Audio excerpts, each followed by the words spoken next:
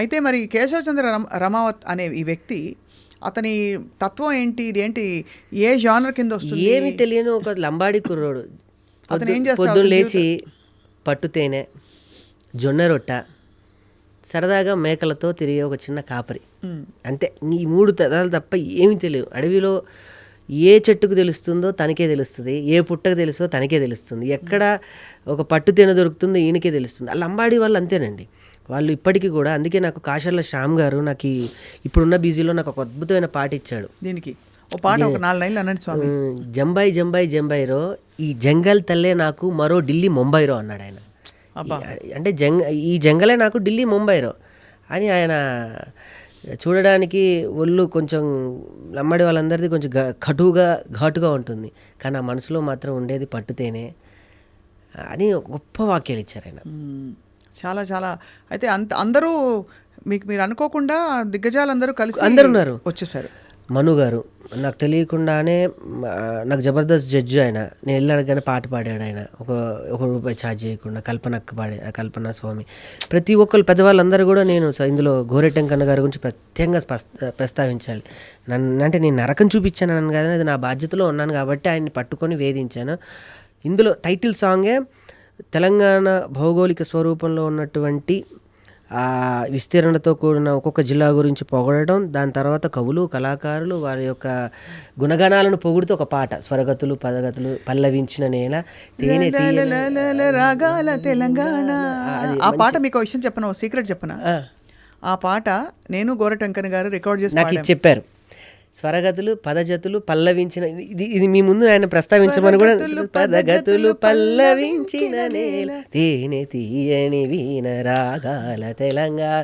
దీన్ని నాకు ఒక ఉద్యమ తాకిడిని తాకిచ్చాడు దీనికి. దాన్ని తాకి అని వెళ్ళి దాని తర్వాత కవియోగి అని అందరు కవులు, మా గురువుగారు నేళ్ల వేణుమాధవ్ గారి నుంచి, శ్రీనారెడ్డి గారి నుంచి, అటు చిత్ర పరిశ్రమకు వస్తే కాంతారావు గారి నుంచి, ప్రభాకర్ గారు, శంకర్ గారి దగ్గర నుంచి, ఆనాటి మా భూమి పాత్రక పోషించినటువంటి దర్శక దిగ్గజాల నుంచి ఆ మొదటి పాటలు అందరినీ గుర్తు చేశారు ప్రస్తావన.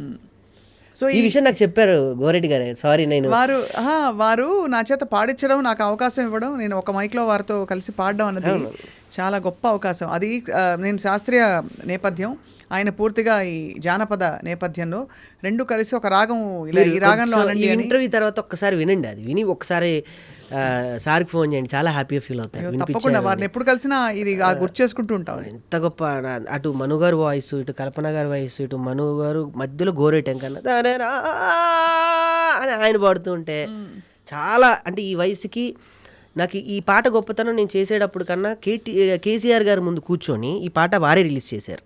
నీ వయసు ఎంత అని. కేసీఆర్ గారు ఇంతకి ఇప్పుడు కేశవచంద్ర రమావత లేకపోతే మన పెద్ద సార్ కేసీఆర్ ఆయన పిలిపించుకున్నారు. ఈ పాట వెళ్తూ విన్నారంట, ఎవరో వింటుంటే ఏంది అది దూరం, ఆయన బస్సులో ఎవరికో ఇచ్చి ఆయన వెళ్ళేటప్పుడు కొంచెం నా పాట ప్లే చేయండి అని చెప్తే ఆయన వెళ్తున్న టైంలో నా పాట ప్లే చేశారు. విని బ్రహ్మాండంగా ఉంది. ఎవరు అంటే, సార్ ఇట్లా మీ పేరు మీద సినిమా చేస్తున్నారు సార్ కుర్రోడు, పిలిపియండి అంటే నంది హిల్స్కి వెళ్ళా ఇమీడియట్గా. నీ వయసు ఎంత అన్నాడు. సార్ జస్ట్ 29 30 రాబోతున్నాయి. ఎవరిచ్చారు ఈ పాట? గోరెటెంకంటారు. ఆయన పిలిపి అంటే గంటలు ఆయన పరిగెత్తుకుంటూ వచ్చాడు ఏదని. ఇని ఈ పాటని ఇలా కాదు, ఇంకో రకంగా మనం కొన్ని మార్పులు చేర్పులతో చేద్దామని ఆయనే పెన్ను పేపర్ పెట్టుకొని చక్కగా ఆ పాటను మొత్తం మళ్ళీ దాన్ని రీకనెక్ట్ చేసి నాకు ఆయనతో ఒక 6 గంటలు 7 గంటలు కూర్చునే అవకాశం, అదృష్టం నా వయసుకి. అంత గొప్ప దేశపతి శ్రీనివాసరావు గారు, దాని తర్వాత పక్కన పెడితే గోరెటెంకన్నా, ఇటు పక్కన పెడితే సంతోష్ కుమార్, అందరు ఉన్నారు. అందులో మీ స్థానంలో కేసీఆర్ గారు. దీన్ని అట్లా కాదా, దీన్ని ఇంకా ఇంకొంచెం కవి యోగి, ఇంకొంచెం యోగి, ఇంకెవరు ఉన్నారు, ఇంకా చాలామంది కవులు ఉన్నారు, పేరు చెప్పండి, ఆమె ఉండాలి, ఆమె పేరు రాయండి, ఆమె ఉండాలి అని చెప్పి అందరు కవులు కళాకారులు ఎవరూ మిస్ చేయలేదు. ఇందులో పెద్ద విశేషం ఏంటంటే, చూడండి మీ ప్రాజెక్ట్ ఎలా అవుతుందంటే, గత 20 నిమిషాలు మాట్లాడడమే అసలు ఒక దిగ్గజం వెళ్ళిపోతే, ఇప్పుడు మన సింగం సినిమా చూస్తే లాస్ట్లో అక్షయ్ కుమార్ వచ్చినట్టుంది. ఇప్పుడు అంతే, అంటే అర్థమైందా మీకు? ఎవరు ఎక్స్పెక్ట్ చేయకుండా కేసీఆర్ గారు నిజంగానే సీన్లోకి ఉండడం ఎవరికి తెలియదు కదా ఈ విషయం. అద్భుతం. నేను ఎక్కడో ఏదో చెప్పాను, వెంటనే కేసీఆర్ గారి వీడియో చాలా వైరల్ అయింది. అప్పుడు ఆయన పాట విని తెలంగాణ ఆవిర్భావ దినోత్సవం రోజే ఆయన రిలీజ్ చేశారు ఆ సాంగ్. నేనే చేస్తానని చెప్పి చేశారు. అది చాలా గొప్ప గొప్ప గొప్ప సందర్భం ఇది యాక్చువల్లీ. సో అయితే మరి ఈ కేసీఆర్ అనే కుర్రవాడు, ఏమీ తెలియని ఆ కుర్రవాడు ఏం చేస్తాడు సినిమాలో?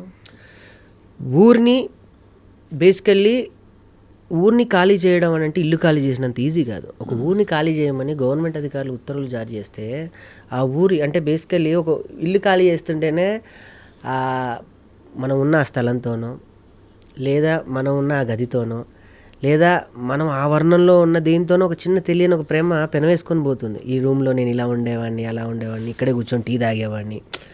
ఒకసారి చూసుకొని ఖాళీ చేసేటప్పుడే 10 సంవత్సరాలు ఉండి వెళ్తుంటేనే అబ్బా, నాకైతే అలానే జరిగింది. నేను ఇల్లు కొనుక్కున్న తర్వాత నేను ఇక్కడ ఇంతకుముందు మోతీనగర్లో ఉండేవాడిని. కారు నాది మోతీనగరే వెళ్ళేది, నా ట్రాన్స్ అట్టే వెళ్ళేది కానీ కొత్త ఇంటికి వెళ్ళేది కాదు. అలా నాకు మార్చుకోవడానికి చాలా సమయం పట్టింది. అది కూడా ఒక ఉదాహరణ ఇందులో ఉంది. సో వచ్చి ఊరు ఖాళీ చేయడం అంటే ఇల్లు ఖాళీ చేసినంత ఈజీగా స్వామి. ఊరు పోతుందంటే ఊపిరిపోయినంత పని అయిపోతుంది. మా తాతలు మా ముత్తాతలు అందరూ కూడా ఈ మట్టిలోనే కలిశారు, రేపు మేము కూడా ఈ మట్టిలోనే కలవాలి. మట్టి అంటే అమ్మ కాదు, అమ్మల్ని పుట్టించిన అమ్మ ఈ మట్టి తల్లి. మట్టిని ఎలా వెళ్తాం సారు, మమ్మల్ని వదిలేయండి సారు, లేదా దీని మీద నుంచి అదునా అభివృద్ధి ఏం అభివృద్ధి సారు, మట్టి తల్లిని తొక్కి చేసే అభివృద్ధి మాకెందుకు సారు అని ఆ ఊరు పడే బాధ నుంచి పుట్టిన కుర్రోడు. వాడికి ఏం తెలియట్లే, అందరూ మాట్లాడుకుంటున్నారు కానీ ఈ కుర్రోడే రేపు ఏదో చేయబోతున్నాడు అన్న విషయం వీళ్ళకి తెలియదు. అలా ఏదో చేస్తాడు సినిమాలో, ఒక అద్భుతం చేస్తాడు. అదే కేసీఆర్ అంటే మామూలుగా ఉండకూడదు, హీరోయిక్గా ఉండాలి. అంతే. సంగీతం ఎవరు వహించారు దీనికి? చరణ్ అర్జున్ గారు అండి. చరణ్ అర్జున్ గారు ఇంతకుముందు విమానం సినిమాతో బ్యాక్గ్రౌండ్ స్కోప్ అద్భుతంగా ఇచ్చాడు. విమానంలో అన్ని పాటలు అద్భుతంగా తనే ఇచ్చాడు. ఇంతకుముందు స్టైల్లో రా రా రా రా రమ్మంటున్న రణరంగంలో ఆ పాటలు కానీ, ఇదేమిటమ్మా మాయా మాయా చరణ్ అర్జున్ గారు. ఇప్పుడు ఆయనదే ట్రెండ్ నడుస్తుంది. ఆయన నాకు ఎట్లా కనెక్ట్ అంటే ఏ పల్లె పిల్లోడు అనే పాట కేసీఆర్ గారిది ఆయనే చేశారు. ఆయన అన్ని తత్వాలతో కూడిన పాటలు చేస్తూ ఉంటాడు చరణ్ అర్జున్ గారు. ఆయన్ని పట్టుకుని నాకు చేసి పెట్టాలి అంటే బ్యూటిఫుల్ సాంగ్స్ 4 ఇచ్చాడు. ఫస్ట్ సాంగ్ వచ్చి యాడీ యాడీ, మీకు ముందు లంబాడీ భాష మీద ఉండేది, కాశీలో శ్యామ్ గారు రాశారు. మా సొంత అన్న, మా ఊరే వరంగల్. ఆయన ఇప్పుడు ఎవరికి దొరకట్లేదు, పెద్ద పెద్ద వాళ్ళు కథ చెప్పి పాట రాయించుకుందాం అంటే చాలా బిజీ షెడ్యూల్. అలాంటిది నాకు అద్భుతమైన లంబాడీలో ఉన్న నాణ్యాలు ఈ మెల్లో ఉంటాయి. అవును, ఆ నాణాల దగ్గర నుంచి కూడా ఏ పదాన్ని వదిలిపెట్టకుండా అంత అద్భుతంగా పాట రాసిచ్చారు. 2 లైన్లు పాడండి మాకోసం లంబాడీ భాషలో. యాడి యాడి చోటా కేసియారే యాడి యాడి యాడి యాడి మానుకే పతారే యాడి యాడి అని వస్తూ ఉంటుంది. రామ్ మిరియాల గారు వెళ్ళి అడగగానే, ఆయన పెద్ద కళాకారులు, వెళ్ళి అన్నారు చిన్న సినిమా ఆయన పాడారు. తర్వాత విహాని ఒక కొత్త అమ్మాయి ఈ పాట ద్వారా ఇంట్రడ్యూస్ అవుతుంది. రెండో పాట వచ్చేసి మీకు ఫస్టే చెప్పారు, స్వరజతులు గోరెటెంకన్న గారు, అది రాసింది కూడా గోరెటెంకన్న గారు, మీకు తెలిసింది. మూడో పాట చరణ్ అర్జున్ గారు రాశారు. హైదరాబాద్ గురించి బ్రహ్మాండంగా వివరించేటువంటి సాంగ్. సుబే సుబే సూర్యుడి కన్నా ముందే ఉదయిస్తుంది అని. సుబే సుబే సూర్యుడి కన్నా ఉదయిస్తుంది, కన్న తల్లిగా అందరినీ మరపిస్తుంది హైదరాబాద్ అని అదొకటి. లాస్ట్ సాంగ్ కొంచెం సాడ్ అండ్ ప్యాథిక్ సాంగ్. నా జీవితాన్ని నిజంగా అలానే చూసుకున్నట్టు ఉంటుంది, చిన్న పోరాడికి ఎన్ని గోసలో అని అదొక 4 పాటలు బ్రహ్మాండంగా ఇచ్చారు.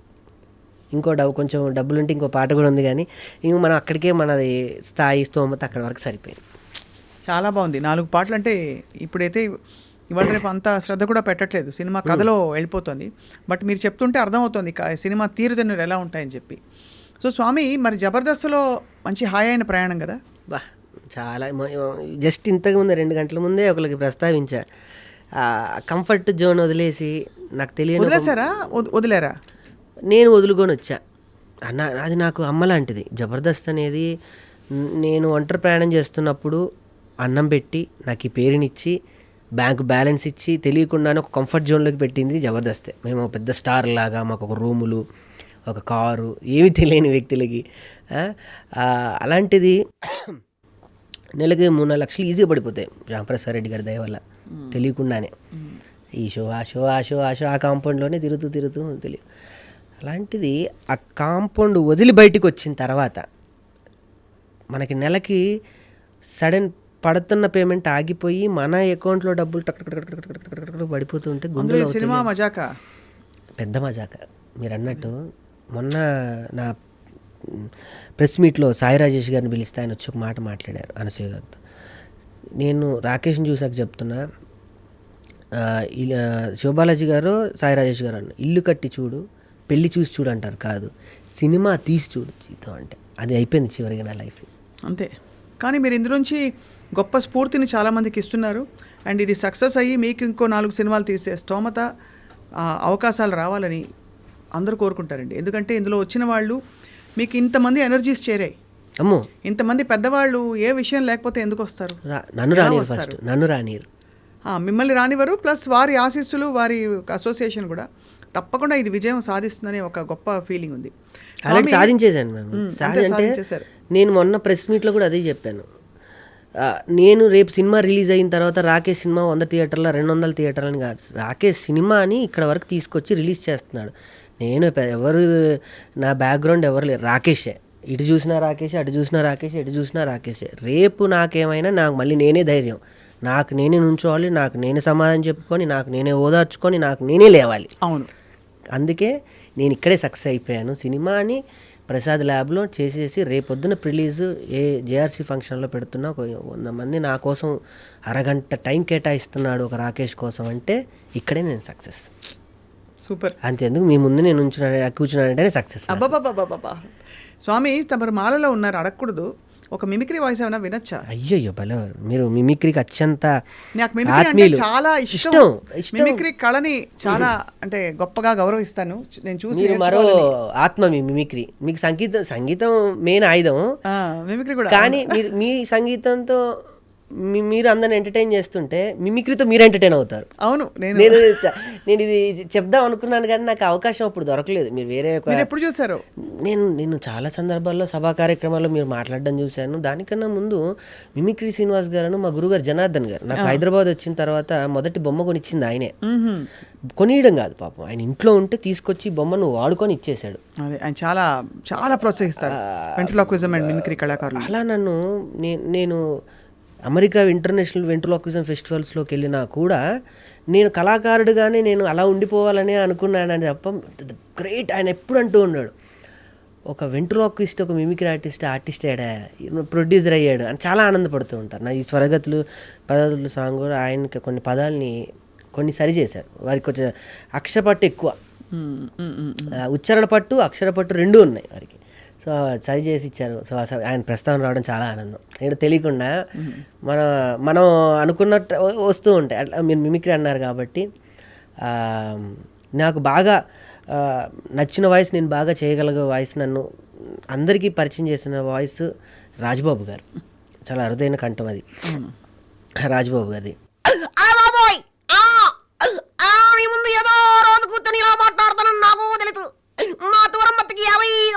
చెప్పారు, నేనేమనుకున్నారో ఏంటో నాకైతే తెలియదు, కానీ మీ ముందు ఇలా కూర్చొని ఇలా మాట్లాడుతుంటే ఎలానో ఉంది. అయ్య బాబాయ్, ఇంకెక్కువ మాట్లాడితే మా దూరం మొత్తం వెనక నుంచి వచ్చి కొడుతుంది. అయ్య బాబాయ్ ఉంటానే. అమ్మాయ్, అద్భుతం స్వామి, అసలు రూపమే మారిపోయారు.